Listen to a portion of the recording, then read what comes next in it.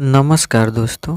आज आप लोग अध्ययन करेंगे आरआरबी एनटीपीसी का इम्पॉर्टेंट सामान्य अध्ययन, जिसमें से पहला है पोडस आधारित संख्या पद्धति में कितने भिन्न प्रतीकों का उपयोग किया जाता है। तो यह किया जाता है 16। इनमें से कौन सा गूगल का उत्पाद नहीं है? तो वह है आईट्यून्स। तो दूसरा का ऑप्शन सी। अगला प्रश्न है वह सिस्टम प्रोग्राम क्या कहलाता है जो किसी निर्देश को एक ही समय रूपांतरित और निष्पादित करता है? तो वह है इसमें से असेंबलर। अगला प्रश्न है कि निम्नलिखित में से कौन सा स्थान भारतीय अंतरिक्ष कार्यक्रमों से संबंधित नहीं है? तो श्री पेरुबुदुर। तो चौथा का ऑप्शन ए सही है। अगला प्रश्न निम्न में से क्या जमीन के नीचे नहीं उगता है? तो वह है टमाटर, और सब जमीन के अंदर उगता है। निम्नलिखित में से किसका संबंध वैश्विक पर्यावरणीय समस्याओं को कम करने से है? तो वह है यानी यूएन से, यानी ऑप्शन डी।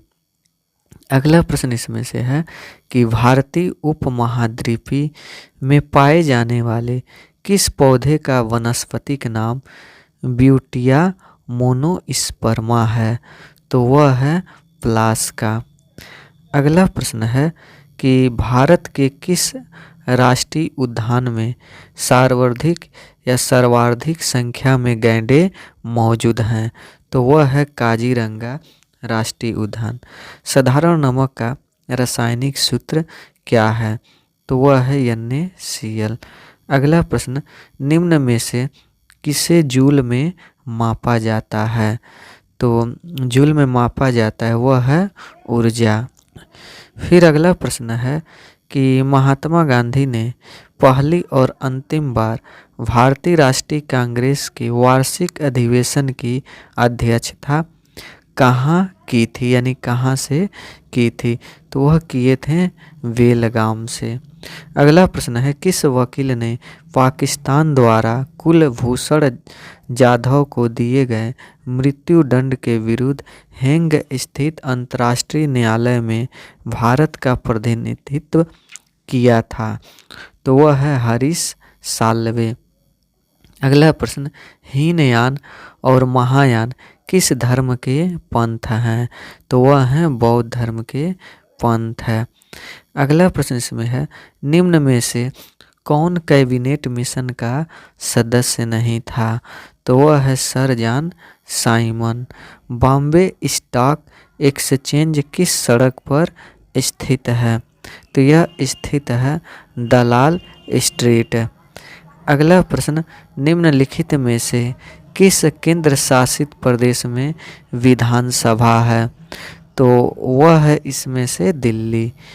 फिर ब्रिटिश संसद के किस अधिनियम के अंतर्गत प्रांतों में जिम्मेदार सरकार का प्रावधान किया गया था? तो वह है 1935 का अधिनियम। मुस्लिम लीग की स्थापना किस शहर में हुई थी?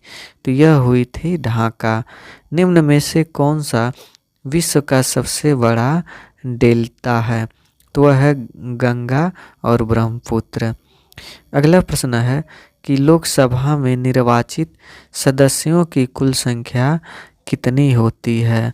तो कुल संख्या 543 है। अगला प्रश्न है कि अरावली पर्वतमाला भारत के निम्नलिखित में से किस राज्य से होकर नहीं गुजरती है? तो वह महाराष्ट्र से होकर। मुसमन बुर्ज भारत के किस किले में स्थित है? तो यह स्थित है आगरा का लाल किला। पहली बार प्रधानमंत्री पद की शपथ लेते समय इनमें से किसकी आयु सर्वाधिक थी? तो वह थी इसमें से मोरारजी देसाई। नीति आयोग का अध्यक्ष कौन होता है? तो वह होते हैं प्रधानमंत्री।